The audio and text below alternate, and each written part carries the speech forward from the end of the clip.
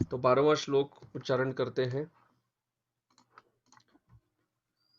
एतदन्यच्च सर्वं मे एतन्यच्च सर्वं मे मुने कृष्ण विचेष्टितम् मुने कृष्ण वक्तुमर्हसि सर्वज्ञ वक्तुमर्हसि सर्वज्ञ श्रद्दधानाय विस्तृतम्। श्रद्दधानाय विस्तृतम्।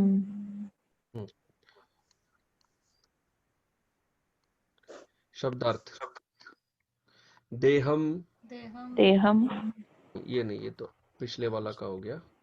12वां का शब्दार्थ एतत्, एतत् एतत् ये सारी बातें, ये सारी बातें, अन्यच्च, अन्यच्च तथा अन्य बातें भी, तथा अन्य बातें भी, सर्वम, सर्वम सारी बातें, सारी बातें में, में मुझको, मुझको, हे मुने मुनि, हे मुनि कृष्ण विचेष्टितम, कृष्ण विचेष्टितम, भगवान कृष्ण के कार्यकलापों को, भगवान कृष्ण के कार्यकलापों को वक्तुम, वक्तुम बतलाने में, बतलाने में अर्हसी, अर्हसि समर्थ है, समर्थ है, सर्वज्ञ, सर्वज्ञ सब कुछ जानने वाले, सब कुछ जानने वाले, श्रद्धानाय, श्रद्धानाय श्रद्धावान होने के कारण, श्रद्धावान होने के कारण, विस्तृतम, विस्तृतम विस्तार से। विस्तार से। श्रील प्रभुपाद का अनुवाद।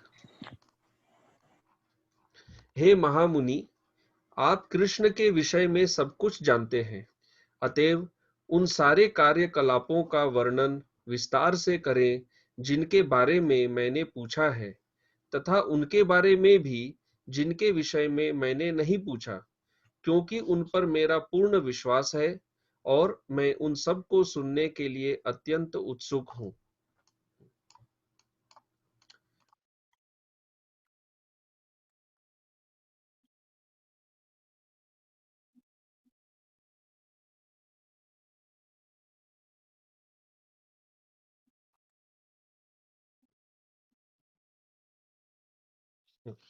तो ये अब ये 12वां श्लोक का अर्थ समझने का प्रयास करते हैं। परीक्षित महाराज के सभी प्रश्नों का यहाँ पर निष्कर्ष हो रहा है। तो यहाँ पर 12वें श्लोक में परीक्षित महाराज कह रहे हैं, मुने, उनसे निवेदन कर रहे हैं। मुने अर्थात सुखदेव गोस्वामी, हे सुखदेव गोस्वामी, उनको मुनि कहकर संबोधित कर रहे हैं। पहले भी उन्होंने सुखदेव गोस्वामी को मुनि कहकर संबोधित किया, तो वे कह रहे हैं मुने। मुने का अर्थ होता है जो मनन करते हैं। मनन से आता है मुनि। मनन अर्थात किसी विषय पर सोचते रहना, ध्यान से सोचना। तो सुखदेव गोस्वामी किन पर मनन करते हैं? निरंतर कृष्ण लीला पर मनन करते हैं। तो इसलिए उन्हें कह रहे हैं हे मुने। और ये पहला शब्द से उनको संबोधित कर रहे हैं मुने, और फिर कहते हैं सर्वज्ञ। सर्वज्ञ अर्थात जिनको पूर्ण ज्ञान है, सब संपूर्ण ज्ञान। तो संपूर्ण क्या ज्ञान है? संपूर्ण ज्ञान उनको कृष्ण लीला का है। तो वो कह रहे हैं कि हे मुनि, हे सर्वज्ञ, जिनको कृष्ण लीला के विषय में संपूर्ण ज्ञान है, उन्हें वो कह रहे हैं एतत्। एतत् अर्थात कि अब तक मैंने जो कुछ पूछा है, एतत्। एतत्, अब तक मैंने पहले जो कुछ पूछ लिया, और अन्यच्च, जो कुछ मैंने पूछा, और फिर वो कह रहे हैं अन्यच्च। अन्यच्च का अर्थ है कि अज्ञान के कारण या जो भी हो, मैंने जो नहीं पूछा। जो मैंने पूछा भगवान के विषय में, जो प्रश्न पूछे, और जो कुछ मैं शायद पूछना भूल गया या ज्ञान से मैंने नहीं पूछा, सर्वम, वो सभी कुछ, समस्त, अर्थात जो प्रश्न मैंने पूछ लिए और जो छूट भी गए, वो सब भी सर्वम, वो समस्त प्रश्न जो भी संभव है भगवान कृष्ण के संबंध में, आप क्या करिए, कृष्ण विचेष्टितम। तो ये जो प्रश्न है किनके संबंध में है? भगवान श्री कृष्ण की विचित्र लीलाएं, इसीलिए कहते हैं विचेष्टितम। चेष्टितम है उनका लीला और विचेष्टितम है उनकी सब विचित्र लीलाएं। तो ऐसी लीलाएं जिनके संबंध में मैंने पूछा, जो मैंने नहीं पूछा, वो सब आप कृपया मुझे क्या करिए, विस्तृतम, विस्तार से सुनाइए। अच्छा, तो यहाँ पर क्या कह रहे हैं कि आप मुझे क्यों सुनाइए? श्रद्धानाय, श्रद्धानाय अर्थात कि मैं कृष्ण लीला श्रवण में क्या हूं, श्रद्धालु हूं। इसीलिए आप कोई सोच विचार मत करिए, मैं श्रद्धालु हूं, आप जो कहेंगे मुझे उसमें पूर्ण श्रद्धा है। इसीलिए आप हिचकिचाए नहीं, आप मुझे सब कुछ सुनाइए कृपया, क्योंकि मैं श्रद्धालु हूं। और मैं कैसे सुनना चाहता हूं? विस्तृतम, मैं सिद्धांत इत्यादि सबके साथ भगवान ने लीलाएं कैसे की, क्यों की, उसके पीछे क्या रहस्य है, क्या सिद्धांत है, सब कुछ, जैसे हम अंग्रेजी में कहते हैं 360 डिग्री कंप्लीट अंडरस्टैंडिंग, सब कुछ समझना चाहता हूँ। ये सब वक्तुम अर्हसी, कि आप कृपया वक्तुम अर्थात वर्णन कीजिए, कृपया ये सब वर्णन कीजिए।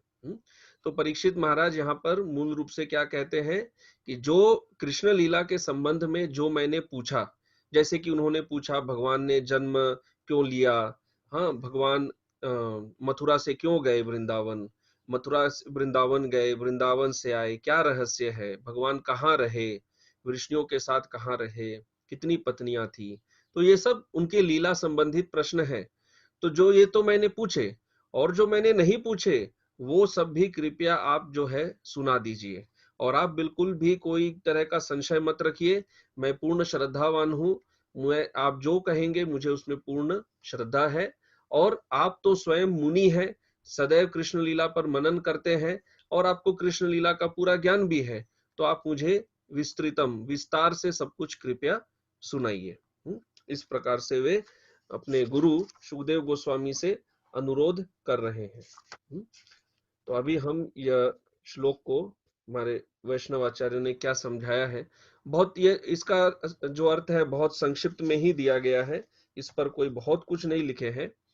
तो श्रील सनातन गोस्वामी इस तरह समझाते हैं, वो कहते हैं कि यहाँ पर परीक्षित महाराज का यह कहने का अभिप्राय है कि मैं और कितने प्रश्न पूछूं, कृष्ण लीला के संबंध में कितने प्रश्न करूं मैं, और मुझे तो मैं तो अज्ञानी हूं, मुझे प्रश्न पूछने का भी इतना ज्ञान नहीं है, परंतु आप क्या है, आप तो सर्वज्ञ है, मैं क्या हूं, मैं अज्ञ हूं, मुझे ज्ञान नहीं है, क्या क्या प्रश्न और पूछूं मैं, जो थोड़ा मुझे समझ में आ रहा था मैंने पूछ लिया, और मुझे ज्ञान है नहीं, परंतु आप सर्वज्ञ है, आप कृपया मेरे पूछे बिना ही कृपया सब उत्तर आप दे दीजिए। और किस तरह दीजिए?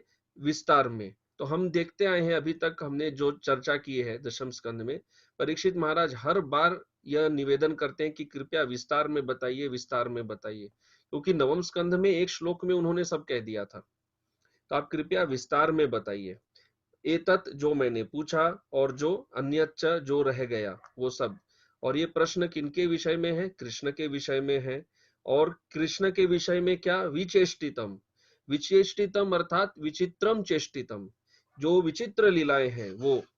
अब यहाँ पर एक प्रश्न उठ सकता है, सुखदेव गोस्वामी ये प्रश्न कर सकते हैं कि मैं आपको क्यों ये सब बताऊं, क्योंकि ये सब बहुत रहस्यमयी लीलाएं हैं, और रहस्यमयी लीलाओं को सुनने के लिए कुछ अधिकार चाहिए।